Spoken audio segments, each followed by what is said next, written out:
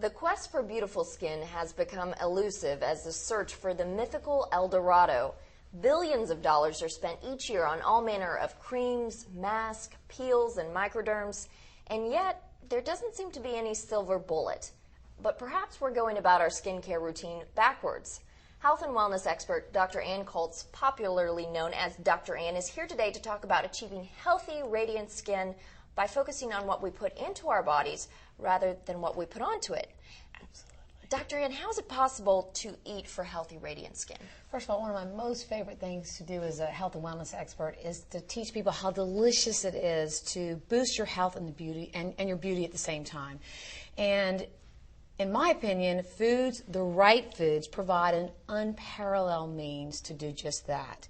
And the key to radiant, youthful, beautiful skin are really three things. It's decreasing oxidation, it's decreasing inflammation, and it's boosting blood flow.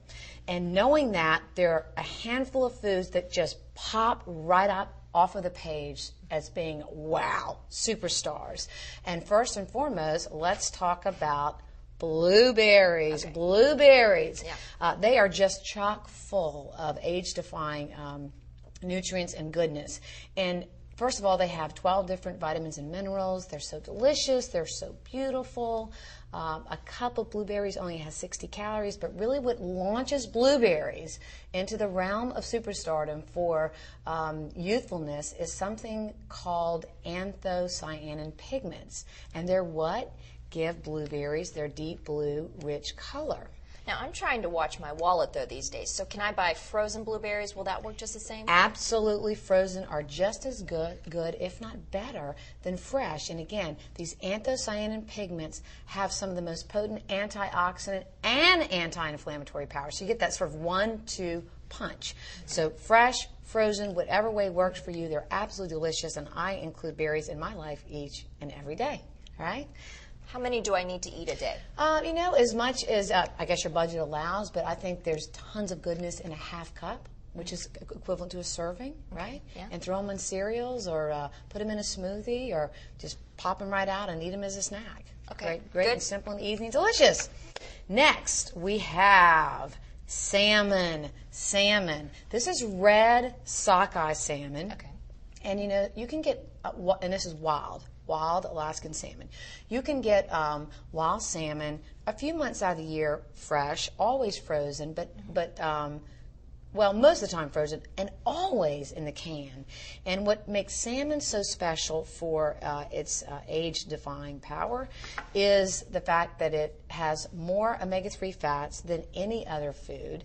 And omega-3 fats have sort of been rocketed to the forefront. Most people are hearing about omega-3 fats. They're sort of the darlings of the healthy fat world. And there are really three reasons they're particularly good for the skin. The first is that omega-3 fats provide 7 separate benefits to the healthier arteries. So I mentioned earlier, it's all about boosting blood flow, good blood flow. So we have 7 different ways that salmon can actually improve blood flow.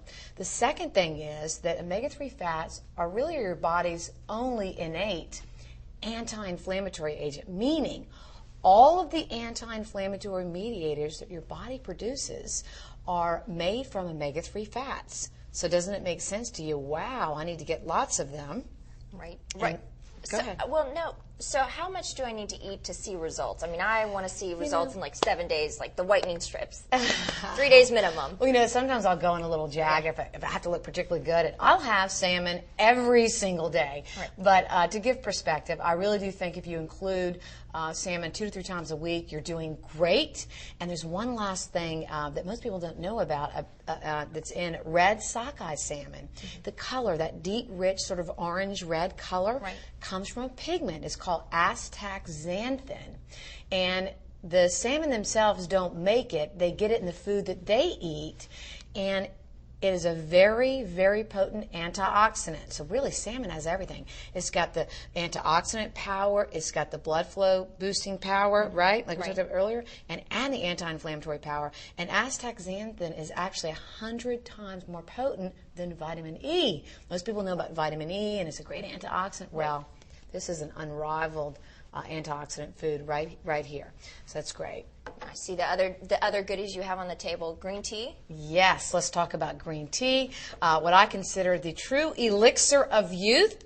And most people are hearing about all the wonderful benefits of tea. And what makes tea special is it's filled with very, very potent antioxidants, extremely potent. A category of antioxidants called catechins. They also have anti-inflammatory power. And I say to people, where can you find a food that decreases your cardiovascular risk, boosts your immunity, boosts blood flow, decreases oxidation, helps you deal with stress, boosts up your metabolic rate a little bit, all for 0 calories. So take advantage of tea. Are all teas the same, or are some teas better than others? Great question. Black tea, green tea, white tea, and oolong tea are all from the same leaf, the Camellia sinensis leaf, and they all have catechins in them.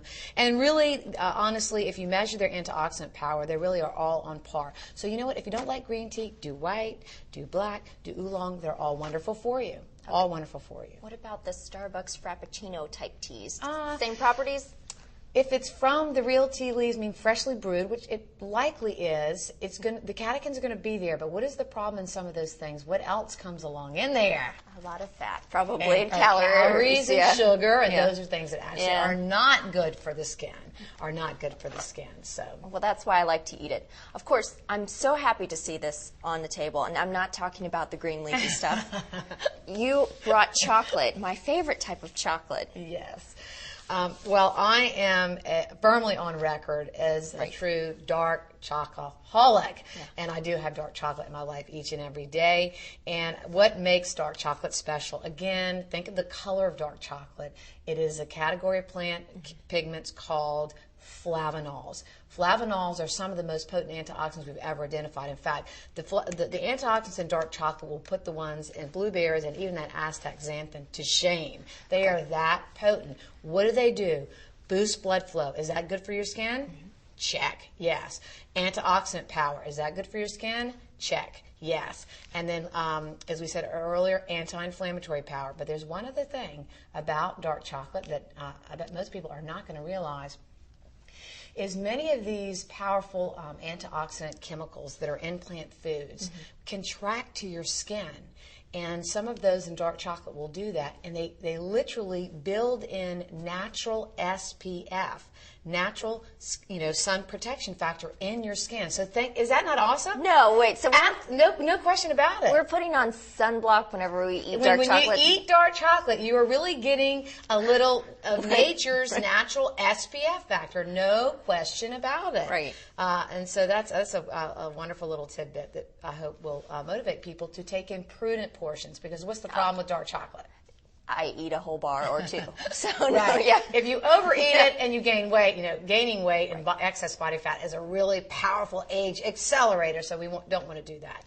And so my best advice is to include a prudent portion, which is anywhere from a half ounce to an ounce, which is enough to satisfy us. A half ounce to an ounce is about. Of this, it's going to be about that much. Okay. About that much. All right. I feel like I'm getting something Pretty fair and good. Yeah. And last but not least, the thing that we all skip in the grocery store, we always sort of bypass this stuff, and this is kale. And kale is an extraordinarily special food for really a few reasons. First of all, kale has more nutrients per unit calorie than any other food. This is the nutrient Goliath. This is the healthiest food that you can put into your body. And the reason it's so particularly good for the skin, again, sort of like most of the things we've been talking about, very potent antioxidant power. Kale has more antioxidant power than any other vegetable, okay? Also has anti-inflammatory power. It's great for weight control. The last thing is it is filled with a category of phytochemicals called carotenoids. You don't see them. Carotenoids are normally what give foods their sort of yellow-orange color, but there's so much chlorophyll in these leaves that it masks that, but there's tons of carotenoids in there.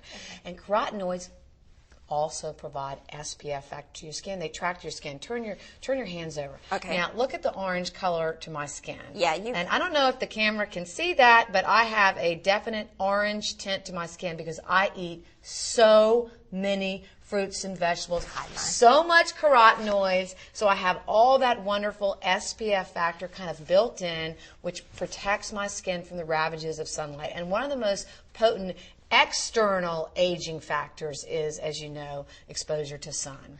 So I did not know this. Well, you know, I get all the foods on here, except I don't know how to cook kale. I mean, how do you fix it? Well, I'll tell you what I do. I have kale every day because I juice. Oh, okay. And I put 2 big old handfuls of kale in my juice, and it's amazing. If you throw in the apples and the orange and the ginger and the berries and the other things I put in there, there's no flavor of kale. I mean, it's not at all bitter. It's absolutely delicious. But many people don't have juicers or don't want to juice, but you should. And so what are some other ways to do it? It's great sort of chopped up and thrown into soups. Okay. I love it, you know, braised in a skillet with a little bit of olive oil, a little bit of garlic. Absolutely delectable. My youngest child thinks it's, you know, the tastiest vegetable I make.